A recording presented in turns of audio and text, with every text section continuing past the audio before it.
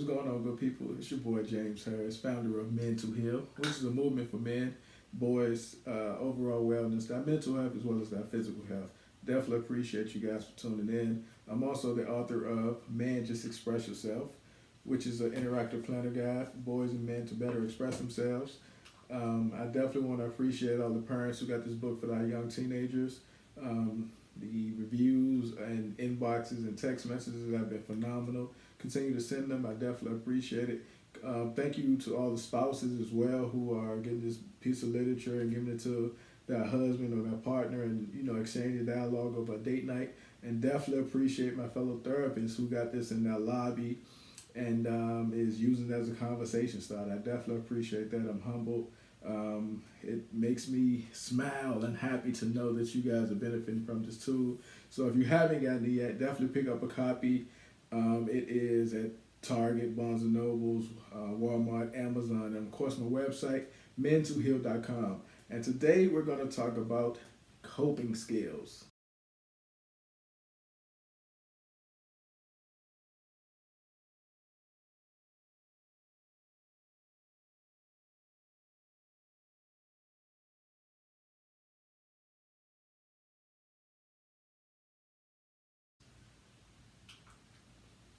So, if you're new here, just definitely make sure you like, share, and subscribe. Make sure you also share this video, pass the content to somebody who can benefit, whether you are in the field as a therapist or somebody who's looking for different ways to cope or different content in relations to men and mental health or men and overall wellness.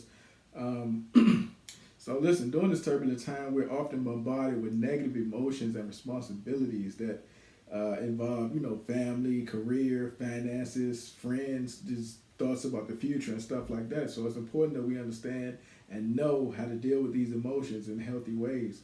Not managing these emotions can definitely have you living or create issues for you, whether those health issues, mental health or physical health, relationship problems, lower quality of life and stuff like that. So it's definitely important that we are not only building up resistance or and resilience, but definitely creating healthy coping patterns to where we can, function day to day. It's not impairing our daily actions, whether that's in the home, school, community, work environment.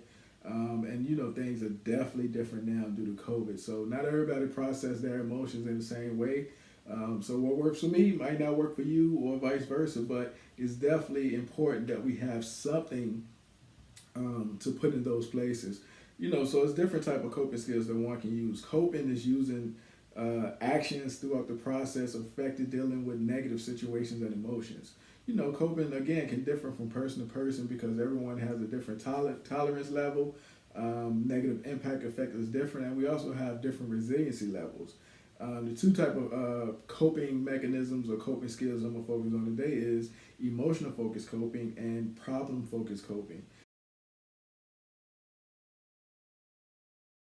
So it's many different type of skills out there, and I'm sure you got a list of your own. So of course you can add to it, but these right here are some of the more beneficial ones that I often use and practice with my clients, and I use within my daily life. And I also give them to my family and friends to enhance their betterment of their lives as well. Um, so emotional focus coping skills, of course, can reduce the emotional impact and negative emotions of stress.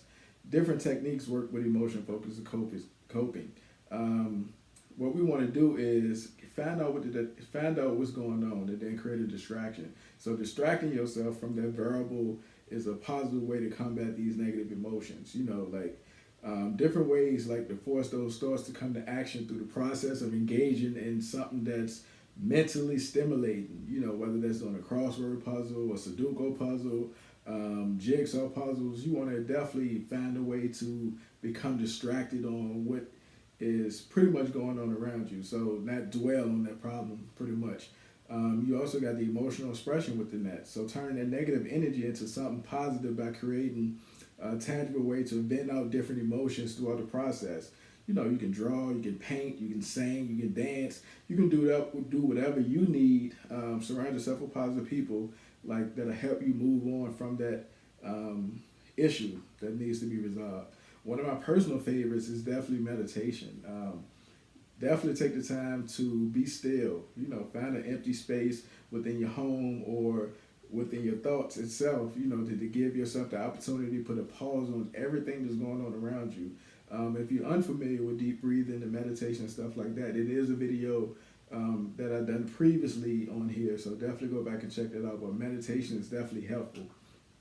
Reframing is another big one. It's one of my favorite things.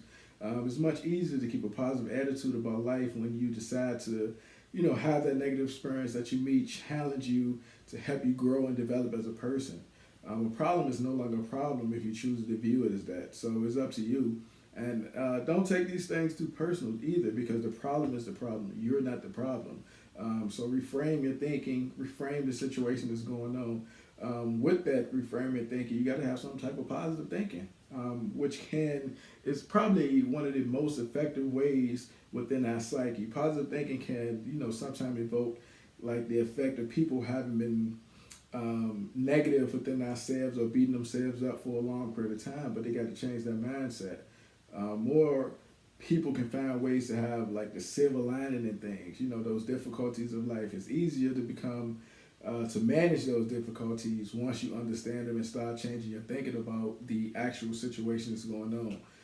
You might be met with resistance at first, but of course you got to drive on. You got to, become more resilient within that.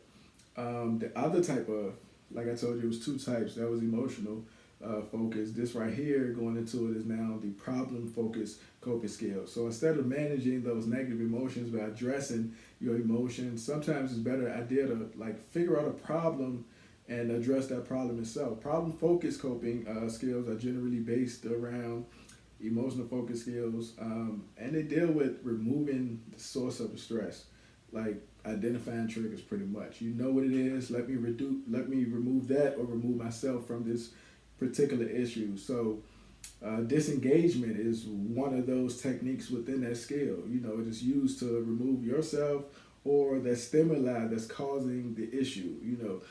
It's time. So whether that's a relationship that's not going nowhere, you probably can pick another career, make moves, in a different area and stuff like that. So pretty much it'll require you to eliminate the source of the stress from your life that isn't going to assist you or help you become better over time. So you got to disengage from it, change your environment. And then environment can be metaphorically your mindset. Time management is another one that'll definitely assist you in problem focused. So time management is the X solution for those that feel like they don't have enough time in their day-to-day actions. You definitely got to figure out a way to prioritize what's important.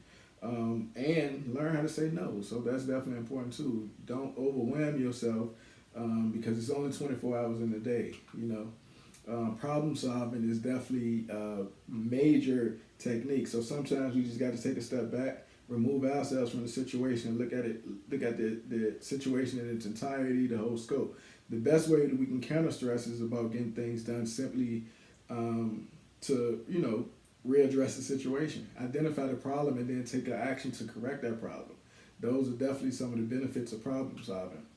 When you avoid negative coping mechanisms, of course, different things happen. So negative coping mechanisms can trap a person to be, destructive, emotional, and you can spiral at that point if you don't have healthy ways to cope. Avoidance is an easy negative coping mechanism that you can slip into, so you don't want to avoid because the problem potentially may not go away, or you're a bit of resentment, or it'll come up later because you didn't address it at that time that you should have addressed it. Of course, problems can be ugly, painful, difficult to deal with, but it's going to need you to be on top of these things moving forward, especially during this time of the COVID situation. You definitely got to ensure that it's not going to create impairments in other facets of your life. Some issues are definitely fixable if you confront them. Some things that you have to strategize on how you're going to confront them, and then figure out which ways that you're going to manage and confront them. So definitely, I appreciate you guys for tuning in. So make sure you like, share, subscribe. Let me know what type of coping skills that you use. The two that we did today was emotional focused coping skills and problem focused coping skills. So it's tons out there. So many other ones that I didn't cover. Of course, you can hang around positive people. You can relax, you can exercise, you know, you can journal, you can write. So there's so many different ones out there. Let me know which ones are you using. So definitely drop me a message. Continue to like, share, and subscribe. I definitely appreciate you guys. I don't take my platform lightly, and I'm glad that you guys are tuning in time after time and leaving positive feedback. So thank you.